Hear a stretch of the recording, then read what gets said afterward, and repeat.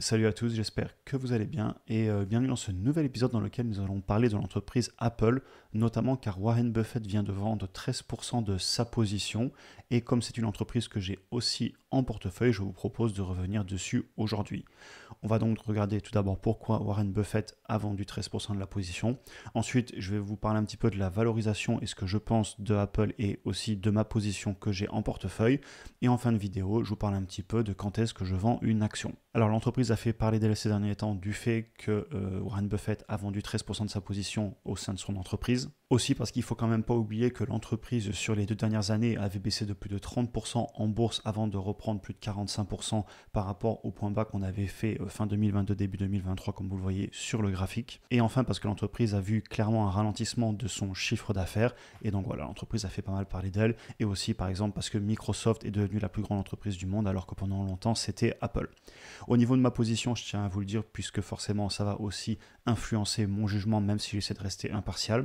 J'ai une position dans mon portefeuille, j'ai 20 actions pour un petit peu plus de 3600 dollars de position, ce qui représente une position plutôt moyenne basse pour moi. Et c'est par contre une entreprise que j'ai depuis très longtemps en portefeuille, je l'avais achetée mi-2019 et donc la majorité de cette position sont en fait des gains puisqu'on voit que j'ai plus de 2600 dollars de plus-value non réalisée, donc de plus-value latente. Lors de la conférence destinée aux investisseurs, qui est plus qu'une conférence mais tout un week-end dans lequel des milliers de personnes se regroupent au Nebraska pour aller écouter Warren Buffett lors d'une immense conférence dans un stade. Et donc lors de ce week-end, la question a évidemment été posée sur Apple et la réponse de Warren Buffett, alors ici je vous l'ai raccourci, mais en gros ce qu'il a expliqué, c'est qu'ils ont vendu principalement Apple pour des raisons d'impôt.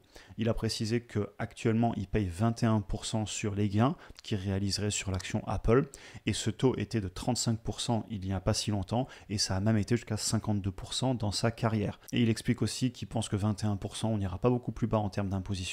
C'est une entreprise qui pèse beaucoup dans son portefeuille, sur laquelle il a des gains latents assez impressionnants. Il a quand même commencé à l'acheter en 2016 et ça représente donc beaucoup de gains latents pour lui. Il précise aussi qu'à la fin de l'année, cette entreprise sera certainement toujours la première position de son portefeuille, mais il ne dit pas s'il va continuer à vendre ou pas. Il y a un point sur lequel je voudrais revenir au-delà du fait que sur les impôts, c'est sa vision des choses, et il pourrait tout à fait avoir raison. Il ne faut pas oublier que ça représentait plus de 50% de son portefeuille avant qu'il vende les 13%. Et clairement, même si on sait qu'Warren Buffett a dit par le passé que la diversification c'est une protection contre l'ignorance et qu'il n'a guère de sens de diversifier si l'on sait ce que l'on fait, cependant je tiens quand même à le dire, c'est 50% du portefeuille de l'entreprise, ce qui est quand même beaucoup. Et il faut bien comprendre que ça fait pas mal de temps qu'il augmente sa position en cash. Donc premièrement, je ne suis pas étonné qu'il ait encore augmenté sa position en cash. En plus, il va payer des impôts, mais il va en payer moins que ce qu'il pourrait en payer dans le futur. Ça, c'est son avis. Et au final, je ne serais pas non plus étonné qu'il continue à vendre un petit peu parce que c'est toujours une entreprise qui va peser énormément pour lui. Et s'il désire augmenter sa position en cash, sachant que Warren Buffett est capable de passer des années à ne pas trop acheter, à patienter, à attendre les opportunités, clairement, je ne serais pas étonné qu'il continue. Après, il a précisé que ça resterait la première position de son portefeuille d'ici la fin de l'année, donc je ne pense pas qu'il va non plus tout vendre. Ce qu'on pourrait se demander, c'est et la valorisation dans tout ça. À savoir qu'il n'en parle pas dans la conférence, et on sait d'un côté qu'il ne regarde pas vraiment le court terme, et qu'il regarde surtout les fondamentaux du business, donc je ne suis pas non plus étonné qu'il n'essaie pas de voir si l'entreprise serait un petit peu trop chère en ce moment, il essaie de voir un petit peu plus loin, et il veut la conserver pour le long terme. On va tout de même regarder la valorisation, parce que personnellement, ça m'intéresse, et je vais aussi essayer de répondre à la question, est-ce que l'entreprise est trop chère pour moi? Est-ce que je vais vendre ma position? Est-ce que je la conserve? À savoir que ma dernière grosse mise à jour sur l'entreprise date d'il y a environ un an. D'ailleurs, j'avais fait dans le programme sur la bourse et les finances personnelles une analyse sur laquelle on avait passé beaucoup de temps sur le qualitatif et le quantitatif. Aujourd'hui, j'achète pas l'action, je vous le dis d'ores et déjà. Comme ça, vous n'avez pas à attendre jusqu'à la fin de la vidéo pour le savoir. Mais c'est pas forcément pour autant que je vais la vendre. Et ça, on va le regarder ensemble maintenant. Donc ici, je vous ai mis un résumé rapide de Finviz. On va regarder les graphiques juste après. C'est une entreprise qui pèse 2800 milliards de dollars en termes de capitalisation pour 380 milliards de ventes en 12 mois glissants, ce qui fait un prix par rapport au chiffre d'affaires de 7. C'est clairement assez élevé. C'est quand même une entreprise qui a d'excellentes marges et plutôt stable. C'est une entreprise mature, extrêmement bien gérée. Et vous voyez qu'on est à plus de 26% de marge nette. L'entreprise a clairement vu son chiffre d'affaires extrêmement ralentir, voire même en légère baisse sur 12 mois glissants, comme vous le voyez ici. Par contre, sur 5 ans, on a eu une augmentation du chiffre d'affaires en composé de plus de 8%. et l'entreprise paye un dividende, on en reparle juste après. Au niveau des graphiques, donc vous voyez ici clairement le revenu qui s'est bien comporté depuis 2014, là on regarde sur 10 ans. Par contre, à partir de 2020 jusqu'en 2022, on a eu une explosion du chiffre d'affaires, en grande partie parce que beaucoup de personnes se sont équipées en matériel informatique dû à la pandémie. Et ensuite, si vous regardez par contre depuis 2022, donc globalement depuis 2 ans, le chiffre d'affaires a complètement stagné et il a même commencé à baisser très légèrement. Et c'est une des raisons qui fait que Apple a fait beaucoup parler d'elle en bourse. Au niveau des marges, si vous regardez, on se comporte très bien dans le temps. La marge brute est plutôt stable et elle se balade historiquement avec une moyenne, comme on le voit ici, autour de 40% et une médiane à 39%. Au niveau de la marge sur le flux de trésorerie disponible, on se balade autour de 25%, et au niveau de la marge nette, on est entre 22 et 23%. Et c'est très stable. Ça vous montre à quel point c'est une entreprise qui est bien gérée, qui est optimisée. On va maintenant passer à la valorisation, ce qui m'amène aussi à vous dire que évidemment je ne donne aucun conseil en investissement. Cette vidéo c'est juste pour vous partager ce que je fais et à titre de divertissement, prenez vos propres décisions, vous êtes les seuls responsables de vos investissements. Évidemment, je le répète à chaque fois, mais c'est très important pour moi. Au niveau de la valorisation, vous constaterez clairement une augmentation de celle-ci depuis 2019-2020. Si vous regardez personnellement, quand je l'avais acheté mi-2019, on avait un PER autour de 16, un prix par rapport au flux de trésorerie disponible dans les 15 et on se baladait sur un prix par rapport au chiffre d'affaires sous les 4. Aujourd'hui, si vous regardez, on est sur un PER qui se balade autour de 27-28, pareil pour le prix par rapport au flux de trésorerie disponible, et on est sur un prix par rapport au chiffre d'affaires à 7,3. Donc sur le papier, l'entreprise pourrait paraître chère vu que la croissance a ralenti. Cependant, je mets quand même un bémol là-dessus. L'entreprise est très rentable, elle a un très bon flux de trésorerie disponible, elle paye un dividende. Et aussi le point que je veux montrer, c'est qu'elle rachète énormément d'actions. D'ailleurs, ils ont annoncé qu'ils allaient encore pouvoir racheter pour plus de 110 milliards de dollars d'actions. Ce qui bien évidemment soutient le cours de l'entreprise en bourse puisqu'on retire toujours plus d'actions qui sont en circulation. Au niveau du rachat d'actions, je préciserai qu'il faut quand même aller voir la dette parce que je me rappelle qu'à l'époque, Apple avait levé quand même pas mal de dettes, en partie pour racheter les actions, mais pas que, aussi pour investir. Et si je venais à refaire une analyse complète, je retournerai voir l'évolution de cette dette et du cash, des actifs et des passifs. Et au niveau du dividende, l'entreprise paye un rendement qui est assez faible par rapport au cours de l'entreprise qui est quand même fortement monté en bourse ces dernières années, comme on l'a vu, surtout depuis 2018. On est à 0,55% de rendement. Ils l'ont augmenté en composé sur les 5 dernières années de 6% et sur les 10 dernières années de presque 8%.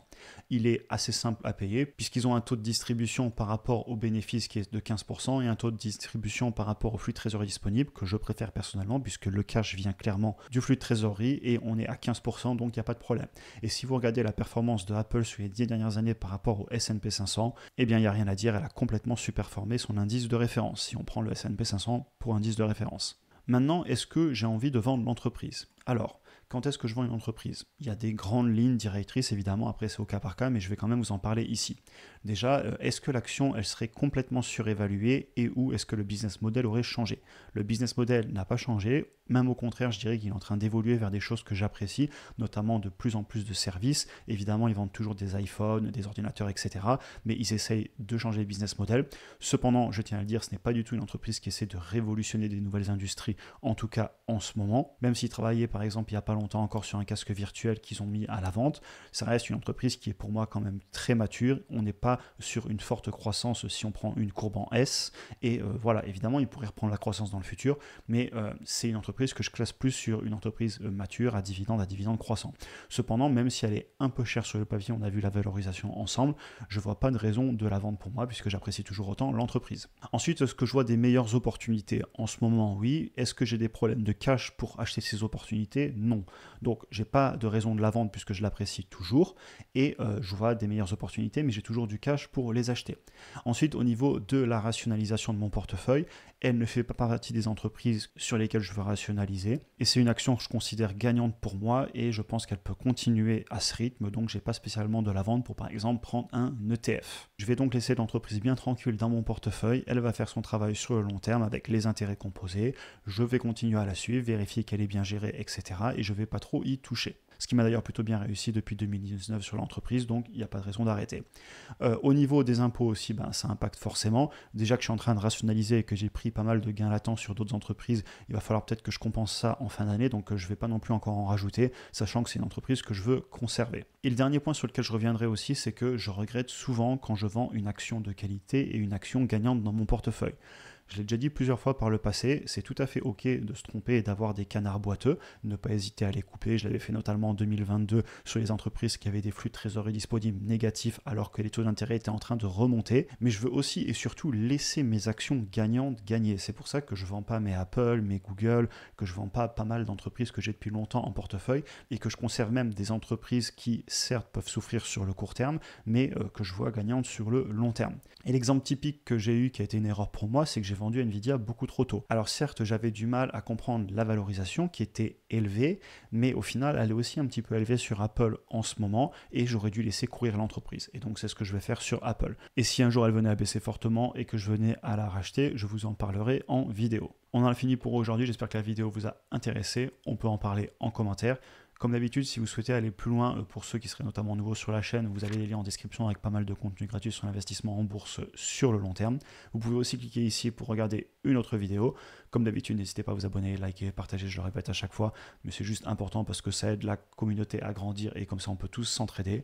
Sur ce, je vous souhaite une excellente journée et à très bientôt pour une prochaine vidéo.